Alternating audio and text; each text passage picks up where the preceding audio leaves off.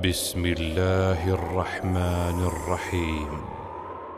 به نام خداوند بخشنده و مهربان. و بعد السلام علیکم دوستان گرامی. بینندگان عزیز، در حیات دنیا، در تعامل با اهل جامعه، با مردمان گوناگون، امکان دارد انسان گاها به ظاهری کسی فریفته شود، به هیله‌گر به نیرنگی نیرنگ کننده مفتون شود و فریب خورد و در خطای بلغزد. اما اینکه انسان این کار را بار دیگر تکرار کند و عیناً در همین خطا دوباره بیفتد، این حالت است و این عادت است که به شخص مسلمان شایسته نیست. مسلمان بیداردل میباید هوشمند باشد، ذکی باشد و به نیرنگ و حیله مفتون نشود، فریب نخورد.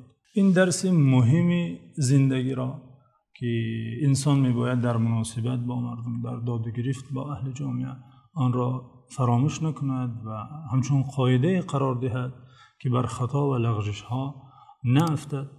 این درس بزرگ را امام فصیحان و پیشوای همه حکیمان، فرستاده خدا صلی الله علیه و سلم، در یک جمله فراگیر برای ما امت خوب آموختند. در حدیث صحیحی که آن را امام بخاری و امام مسلم از روایات ابو هریره روایت کردند، در آن فرستاده خدا صلی الله علیه و سلم گفتند: لا یلدغ المؤمن من جحر واحد مرتين. یعنی شخص مؤمن نباید از یک سوراخی دوبار گزیده شود.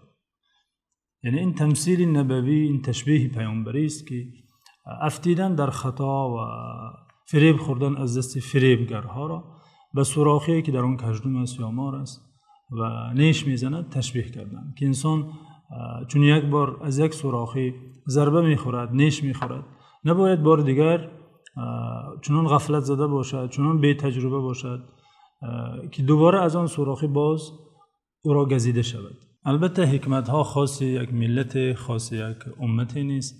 در اروپایی ها نیز مسئله هست که میگن اگر یک نفر تو را 2 مراتب فریب دهد پس عیب اونه بلکه عیب خودت است، چون که بار اول امکان دارد انسان فریفته شود، به ظاهر مفتون شود، به سخن شیرینی کسی فریب خورد، اما بار دیگر از تجربهش ناآموخته باز دوباره فریب اون کس را خورد، پس عیب اینجا در اون نه بلکه در این شخص است، چون که از تجربه خود ناآموخته، چون که عاقل نبوده. از این خاطر دوستان گرامی، این حدیث نبوی مؤمن را توجیه میکند، راهنمایی میکند که زیرک باشد، ذکی باشد، هوشمند باشد، ساده لهو زود باور نباشد که به دام فریبگرها و حیله‌گران افتد. همان گونه که از عمر فاروق روایت شده که میگفتند: لست بالخب ولا الخب یخدعنی. من فریبگر، حیله‌گر نیستم، اما هیچ حیله‌گری نیز مرا فریب داده نمیتواند. بدین خاطر امام ابن قیم در وصف حضرت عمر میگویند: كان عمر رضی الله عنه اعقل من ان يخدع و اورع من ان يخدع. حضرت عمر رضی الله عنه چنان عاقل بودند، چنان خردمند، چنان هوشمند بودند که او را کسی فریب داده نمیتوانستند و چنان پرهیزگار بودند، خدا ترس بودند که کسی را فریب هم نمیدادند.